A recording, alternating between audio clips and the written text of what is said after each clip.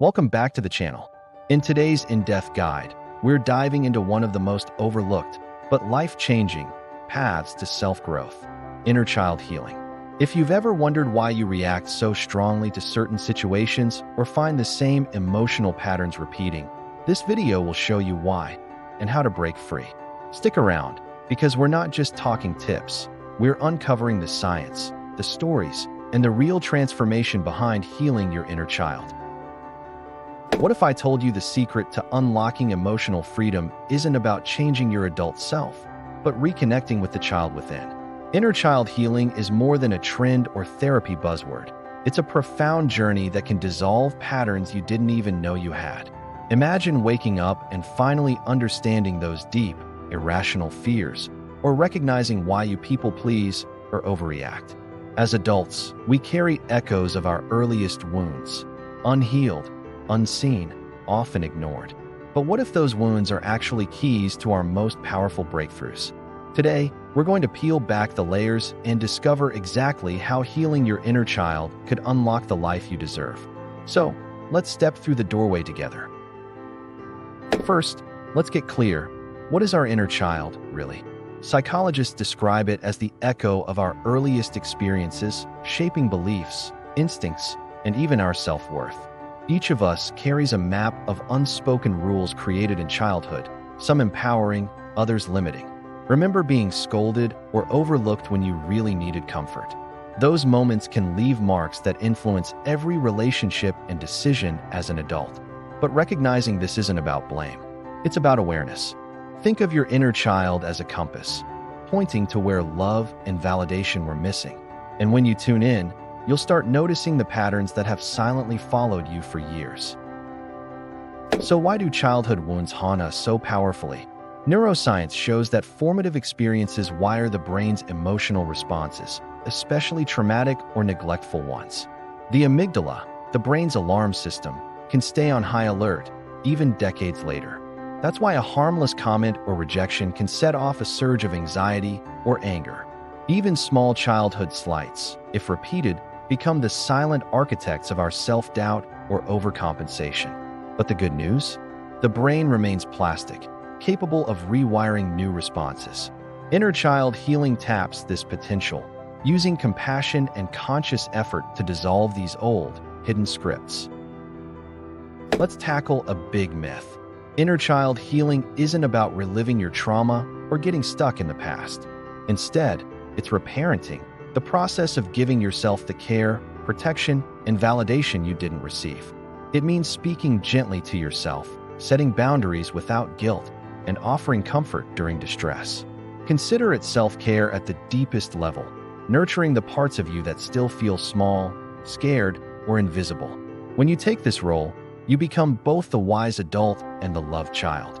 That's where true integration and healing begins. But how do you actually begin?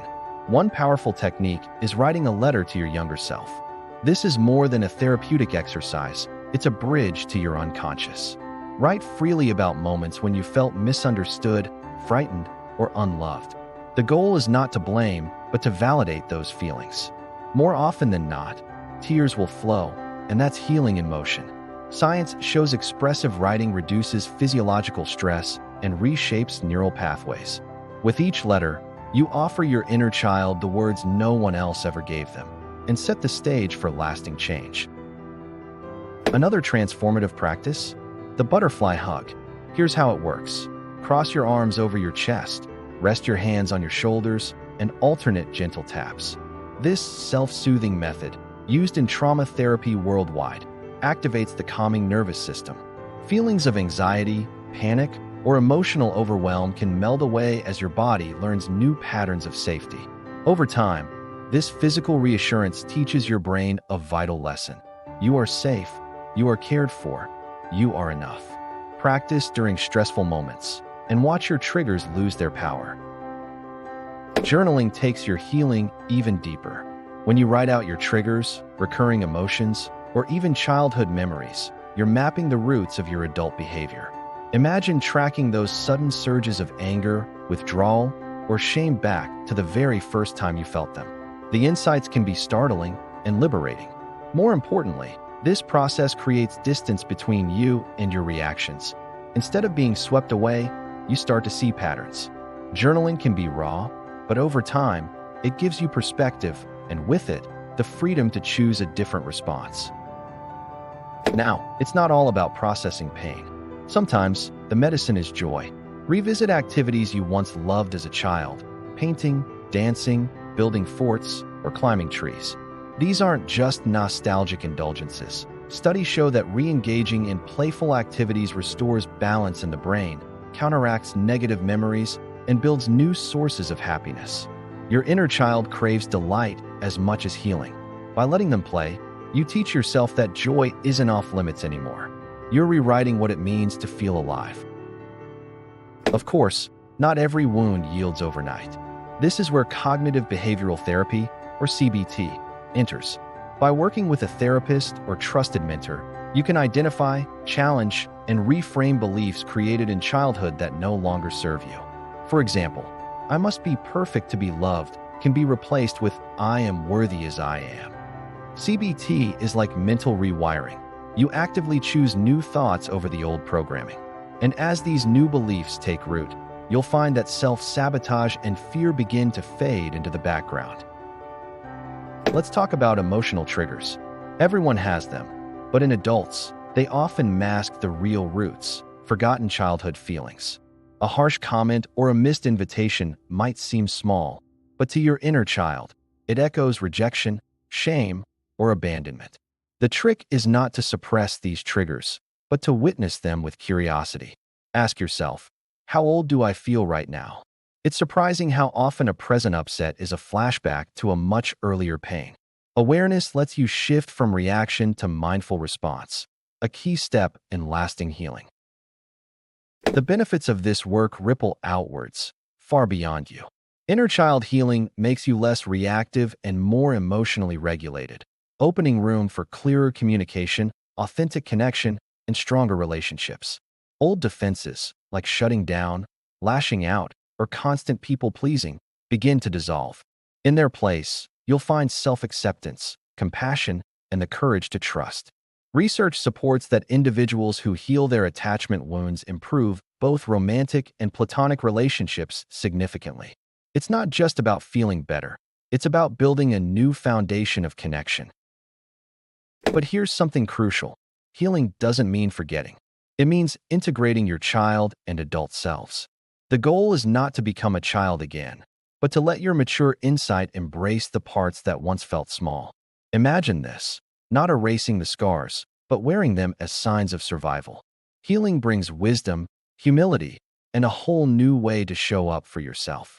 You become your own safe place, and, eventually, a model of resilience for others in your life. Of course, some wounds are too deep to face alone. Don't hesitate to seek professional guidance, whether from a therapist, coach, or healing community. Complex trauma needs a safe witness and expert navigation. Remember, healing is a journey, not a race. Each step forward, however small, is real progress. The strength is in your willingness to begin and keep going. Even moments of doubt or retreat are part of the process. They show you're committed to lasting change. So what's next? Ongoing self-awareness and self-compassion are your North Stars. Keep journaling, practicing self-soothing, and celebrating even minor victories. Every day you tune in, you're strengthening the bridge between past and present. And every act of kindness toward your inner child nudges your life toward wholeness. Healing doesn't erase your story, it upgrades your future. Stay curious, stay gentle, and remember, the journey itself is a triumph. Thank you for joining me on this journey into inner child healing. Remember, it's a process, one filled with compassion and growth. If you've started your own healing journey or have questions, share your thoughts in the comments below. Don't forget to subscribe for more insightful guides like this. Until next time, be gentle with yourself, you deserve it.